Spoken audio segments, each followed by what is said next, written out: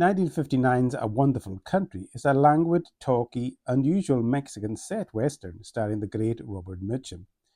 Pistolero Martin Brady Mitchum is an American expatriate living in Mexico and working as a bodyguard for the Castros. While across the border in Texas buying a wagon full of rifles for the Contras, he falls off his horse and breaks his leg. Hey, I'm sure it happens to the best of cowboys. Forced to lay up while the leg heals, and he is treated by Doc Stovall, Charles McGraw, in an entertaining but sadly all too brief appearance. Brady makes the acquaintance of Mrs. Helen Colton, Julie London, the unhappy wife of U.S. Army Major Stark Colton, Gary Merrill. She is stuck in a loveless relationship, and they quickly set eyes upon one another. You're down here now. Down here I don't run. Do you kill down here, in your country? If I have to. When it's done for money, it's allowed. All depends on who's paying. They strike up a brief relationship, but she hints that he must first lay down his guns for good if things are ever going to work out between them. After being approached by Major Colton to strike a deal with the Contras in the fight against the hostile Apache in Mexico, Brady escapes back to Mexico after he guns down a man in self-defense.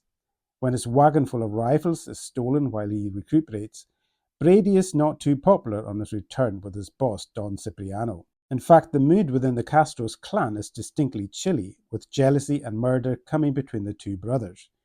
When Don Cipriano orders Brady to assassinate his ambitious and ruthless brother Marcus, Brady, now wanting to change his ways, refuses and has to flee for his life. He is now a wanted man on both sides of the border. The Wonderful Country is a slightly convoluted, action-light western that is nicely photographed but stubbornly unenergetic. Mitchum plays it very cool indeed as Brady, the runaway gringo who ends up a hired gun in Mexico. A subdued Mitchum doesn't give us much insight into his character, a brooding, polite, unemotional professional, a young man who ended up in a dark line of work after a family tragedy. But he is still undeniably watchable in the role. Mitchum can say so much without ever saying a word on screen, and just as well as there is precious little action on screen to keep you interested.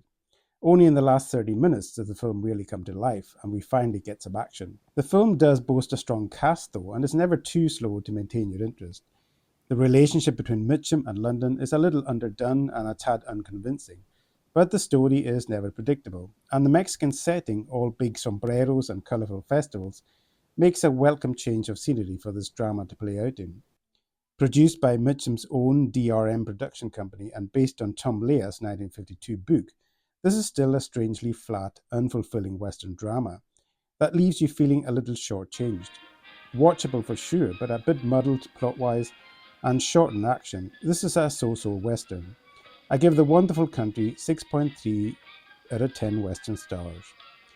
Different and attractive, but frustratingly never gets out of third gear for me. That's all for today. Thanks for watching and goodbye.